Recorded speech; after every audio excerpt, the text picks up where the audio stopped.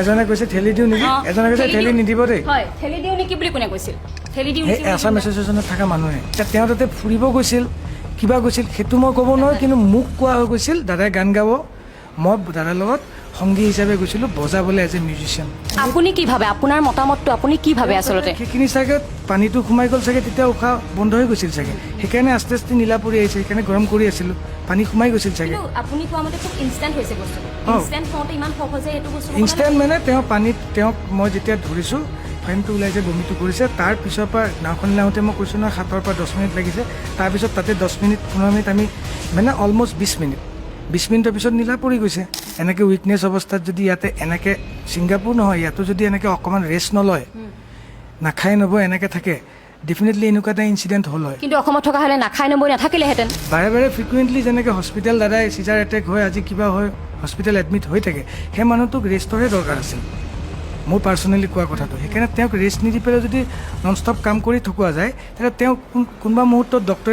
ডক্টৰবিলাকে কোৱা কথাবিলাক শুনিছোঁ যে কোনোবা মুহূৰ্তত কলেপছ হৈ যাব পাৰে। এতিয়া সিদ্ধাৰ্থক মই সুধিলোঁ মই এতিয়া ক'ত যাম, কৈছে আপুনি যাব নোৱাৰে, আপুনি দিল্লীতে থাকিব লাগিব, নহ'লে শ্বিলং যাব লাগিব। মই কৈছোঁ মই কিয় শ্বিলং যাম, কিয় দিল্লীত থাকিম, কাৰণ মোৰ হাতত টিকেট নাই, পইচাও নাই, একো নাই, চব কৰ্ডিনেশ্যনটো মেনেজমেণ্টৰ আণ্ডাৰত, মইতো পাৰ্চনেলি যোৱা নাই। এতিয়া তেওঁ বোলে নাজানো আপোনাৰ তাতে বোলে ৰিক্স আছে, অমুক আছে। মই কৈছোঁ মই নামানো, মই যাম, মোক কিবা এটা কৰি দে, যে মই একো কৰিব নোৱাৰোঁ। শেখৰ দা, প্ৰথমে সত্যলৈ স্বাগতম জনাইছোঁ, আৰু আমি বহুত কথা একো নাপাতো, ডাইৰেক্টলি সুধিব বিচাৰিছোঁ, আপুনি নিসংকোচে আপোনাৰ মনত যি আছে আপুনি কওক, নিসংকোচে ক'ব। আৰু যি মই সংবাদকৰ্মী হিচাপে আপোনাৰ ওচৰলৈ অহা নাই, কিয়নো ময়ো এগৰাকী জুবিন অনুৰাগী, আৰু আজি সৰু সজাত যিটো অৱস্থা আপুনি যদি চাইছে, আপুনি দেখিছেই, গোটেই লাখ লাখ কোটি কোটি অনুৰাগী ওলাই আহিছে, এই প্ৰখৰ ৰ'দতো আছে। গতিকে মই আজি সংবাদ মাধ্যম হিচাপে নহয়, মই অনুৰাগী হিচাপে আপোনাৰ লগত কথা পাতিব বিচাৰিছোঁ, যিহেতু অসমৰ সম্পদ শেষ হৈ গ'ল, আৰু আপোনালোকৰ লগতে জুবিন দা গৈছিলে, আৰু আপোনাক কোৱাও শুনিছোঁ যে আপুনি কেৱল মাত্ৰ মিউজিকৰ কথাখিনিহে গম পায়, তাৰ বাহিৰে আপুনি একো গম নাপায়। গতিকে সমগ্ৰ ঘটনাটো কিন্তু অকণমান হ'লেও আমি আপোনাৰ পৰা জানিব বিচাৰিম। হয়, মই তাতে মই পানীৰ পৰা ক'ম নে, মানে মই ক'ৰ পৰা ক'ম? যেতিয়াৰ পৰা আপোনাৰ প্ৰথম, যিহেতু তেখেতে অসম এৰি যোৱাৰ পৰা আকৌ অসমত সেই নশ্বৰতে অহালৈকে আপুনি যিমানখিনি আপুনি ক'ব পাৰে। 17 তাৰিখে গৈছিলোঁ,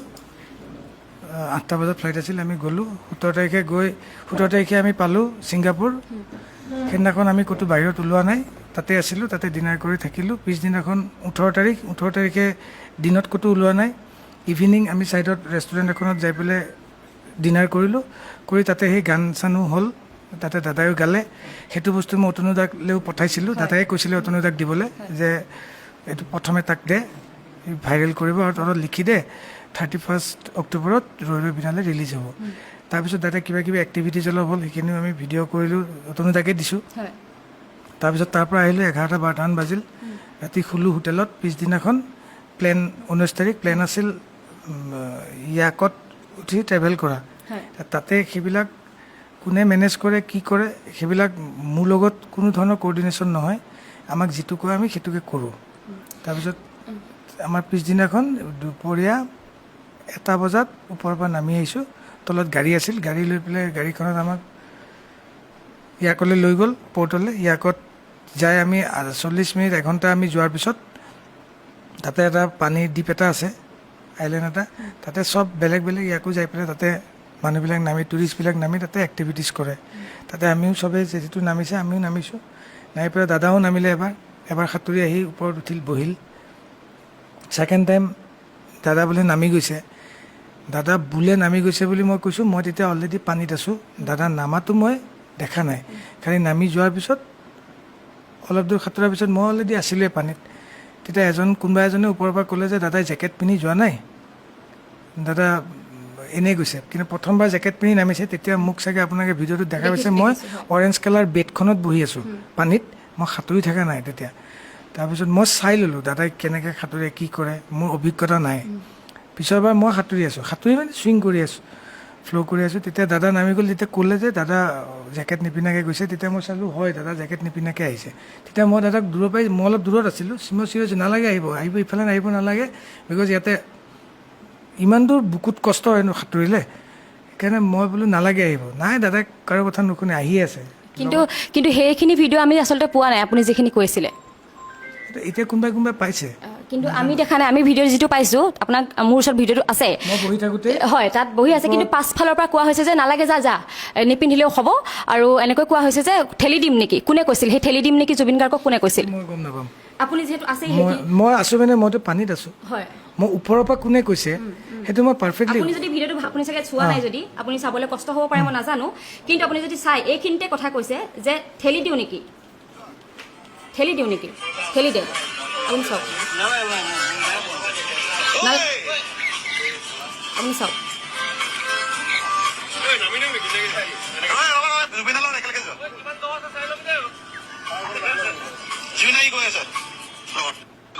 অ'কে এইকেইজনৰ ভইচটো যোনটো হৈছে এইজন আছাম এছ'চিয়েশ্যনত থকা মানুহ অ'কে ঠিক আছে এয়া ঠেলি দিওঁ নেকি এইটো ওলাই চাওক শুনিব দেই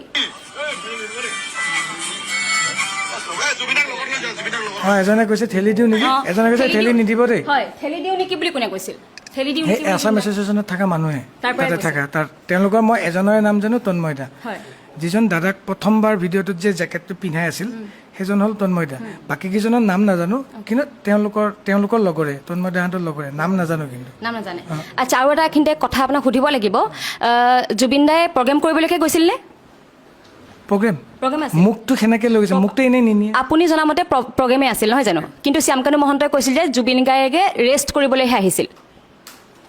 কোনে কি কৈছে তেওঁ এতিয়া যে কৈছে ৰেষ্ট কৰিব গৈছে কিবা কৈছে সেইটো তেওঁ গম পাব তেওঁলোকৰ কি মোক এনেই লৈ নাযায় নহয় আগদিনা যে আপোনাৰ দুদিনমান আগত যে বম্বেৰ পৰা আহিছে প্ৰগ্ৰেম কৰি ভূপেন হাজৰিকাৰ অনুষ্ঠানটোত তাতে মই নাই নহয় তাতে তেওঁলোকে অৰ্গেনাইজ কৰিছে তেওঁ ক'ৰবাত ইনগ্ৰেশ্যন কৰিব যায় কিবাত যায় তাতে মই নাথাকোঁ নহয় কোনোবা চেনেলত টক শ্ব'ত গৈছে তাতে মই নাথাকোঁ নহয় মোক ক'ত দেখিছে আপোনালোকে য'ত প্ৰগ্ৰেম য'ত ষ্টুডিঅ'ত আৰু সেইদিনাখন এক্টিভিটিছটো তাত আমি যিহেতু অসমৰ বা বাহিৰৰ জেগা তাত গৈছোঁ 3 দিনৰ কাৰণে গৈছোঁ আমি লণ্ডনো গৈছিলোঁ যাওঁতে তাতে যোনে য'ত ফুৰাই তেওঁলোকৰ মানুহে যি এৰেঞ্জ কৰে তাতে আমাকো নিয়ে দাদাৰ লগত আমিও যাওঁ নিজে যাম বুলি নিজে প্লেন কৰিম বুলি একো কৰিব নোৱাৰোঁ এতিয়া তেওঁ তাতে ফুৰিব গৈছিল কিবা গৈছিল সেইটো মই ক'ব নোৱাৰোঁ কিন্তু মোক কোৱা হৈ গৈছিল দাদাই গান গাব মই দাদাৰ লগত সংগী হিচাপে গৈছিলোঁ বজাবলৈ এজ এ মিউজিচিয়ান আপুনি গম পাইছে আপুনি প্ৰগ্ৰেমতে গৈছে হয়নে কিন্তু আপোনাৰ এটা ইণ্টাৰভিউ আগতে আমি শুনিছোঁ যিটো ইণ্টাৰভিউ আপুনি কৈছিলে কিন্তু জুবিন গাৰ্গৰ আমি চাহটোৰ দৰে থাকোঁ আপুনি কৈছে সেই ইণ্টাৰভিউটো মই অলপ দেৰি আগত চাইছোঁ আৰু আপুনি কৈছে আমি জুবিন গাৰ্গক আমি দেখুৱাই নাথাকোঁ কিন্তু জুবিন গাৰ্গৰ লগত আমি সকলো কথাই শ্বেয়াৰ কৰোঁ বা সকলো কথাই জানো কিন্তু আপুনি এতিয়া কৈ দিলে যে আমি অকল মাত্ৰ ষ্টুডিঅ'ৰ ভিতৰত থাকোঁ বা এনেকৈ ধৰণে কথা কৈছে গতিকে গোটেইখিনি কিন্তু যদি চাবলৈ যায় কিন্তু মানুহে তেতিয়া দুখ পাব যদি আপুনি যদি এতিয়া কয় যে মই অকল প্ৰগ্ৰেম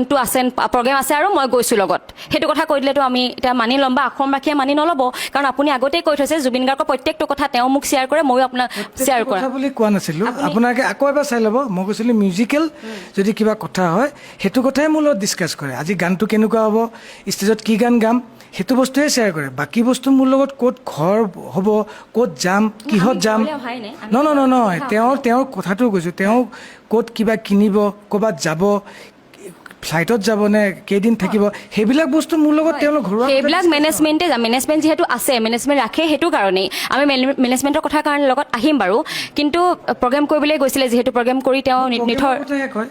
যে গান তাতে কি গাব মই অকলে গৈ আছোঁ দাদাক মই সুধিছোঁ মই অকলে নাই বেলেগ নালাগে আমি তাতে এনেও 3 দিন আগতে গৈ আছোঁ তাতে তই টাইম পাবি মই কি গান গাম তোক কৈ দিম তাতে তই চাই ল'বি তই কিবৰ্ড মিডিটো লৈ ল তাতে মই চাই ল'ম মই সেইবিলাক কথা দাদাই চিনেমাখনত কোনটো গান কেনেকৈ বনাব সেইটো মোৰ লগত ডিছকাছ কৰে কোনটো গান কেতিয়া ৰেকৰ্ড কৰিম কোনটো গানত কোনে বজাব কোনে গাব সেইবিলাক পাৰ্চনেল কথা মোৰ লগত ডিছকাছ কৰে অকল মিউজিক ৰিলেটেড বাকী কথাত মোৰ লগত ডিছকাছ আপুনি কিন্তু ফেমিলিৰ নিচিনাকৈ বুলি একদম ফেমিলিৰ নিচিনাকৈ চব কথা কৈছে ফেমিলিৰ নিচিনা মই সেইকাৰণে কৈছোঁ ফেমিলিৰ নিচিনা মোৰ ঘৰতো আহে খালি বাকী তেওঁ মোৰ ঘৰত আহিলেও মোৰ ঘৰত মই তেওঁক লৈ অনা নাই তেওঁ নিজে আহিছে লগত PSO থাকে মোৰ ঘৰৰ পৰা যাওঁতেও উইথ PSO উইথ ড্ৰাইভাৰে যায় এবাৰ কিয় PSO নগ'লে সেইটোতো মই গম নাপাম আমাৰ ইয়াত প্ৰগ্ৰেম হ'লে য'ত যাওঁ PSO যায়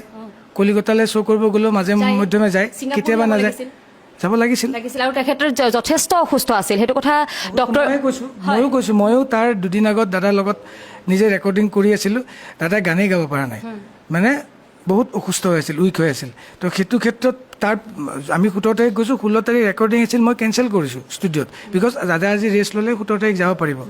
15 তাৰিখে লাষ্ট কাম কৰিছোঁ তেওঁ অসুস্থ থকাটো আজি নহয় সেইটো মই আজি 6 মাহৰ পৰা দেখিয়ে আছোঁ তেওঁ অলপ অসুস্থ তাৰ কাৰণে মই কৈছোঁ চবকে যে আকৌ ইমান দূৰ প্ৰগ্ৰেম কৰিব যোৱাটো তেতিয়া চবেই চবেই মিনছ কি আমাৰ মেনেজমেণ্টে হওক বাকী হওক চবেই কোৱা গ'ল যে এইটোতো আমি অন ৰোড ট্ৰেভেল কৰিব নালাগে,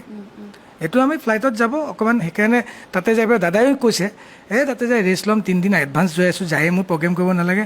মই কি কৰিব গৈ আছোঁ, তই নগ'লে মই কেনেকৈ গান গাম,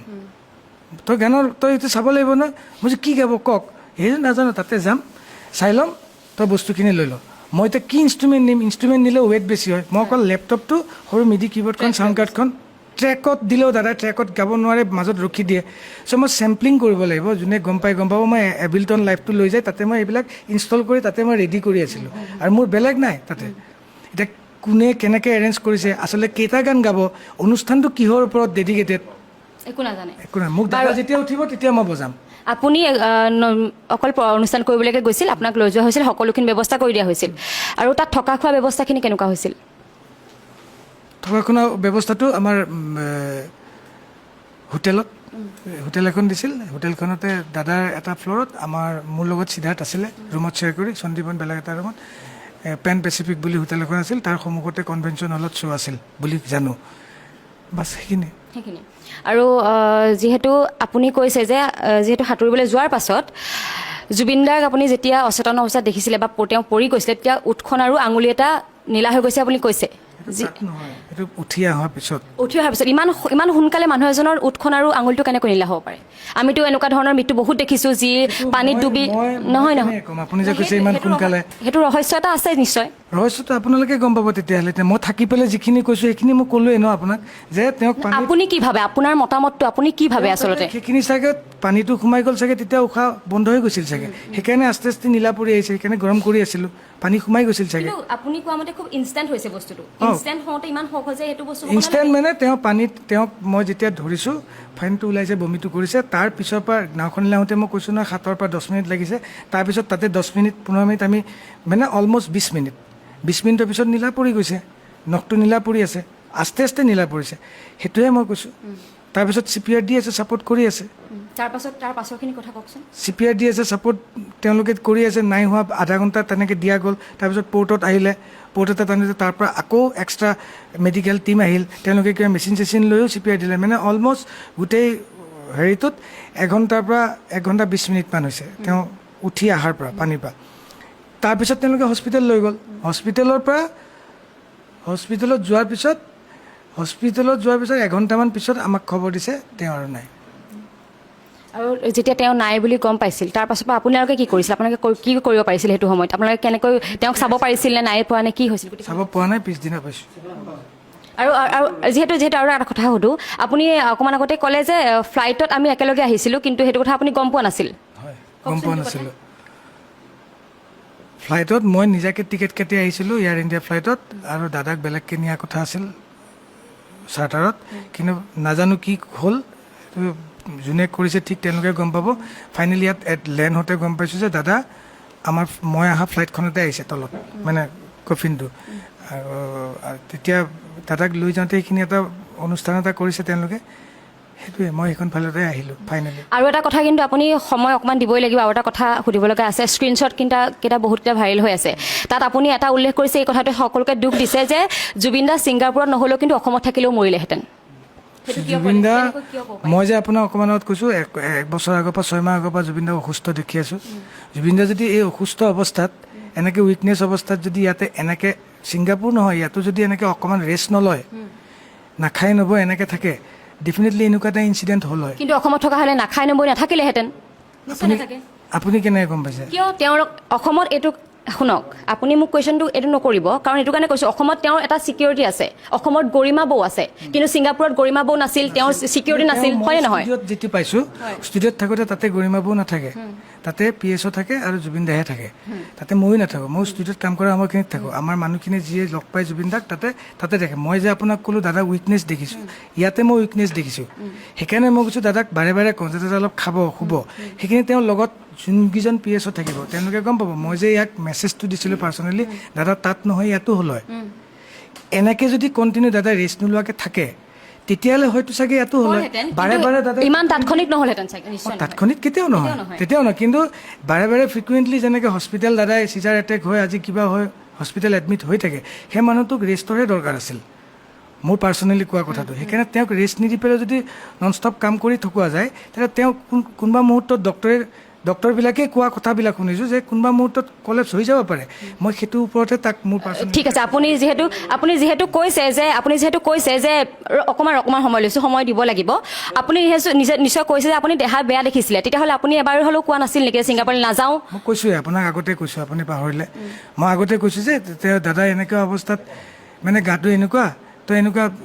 নগ'লেও হয় নেকি কোনে প্ৰেছাৰ দিছিল যাবলৈ প্ৰেছাৰ কোনে দিছে মই নাজানো প্ৰেছাৰ কোনেও দিয়া নাই তেতিয়া কৈছে কি আমাৰ মেনেজমেণ্টে ক'লে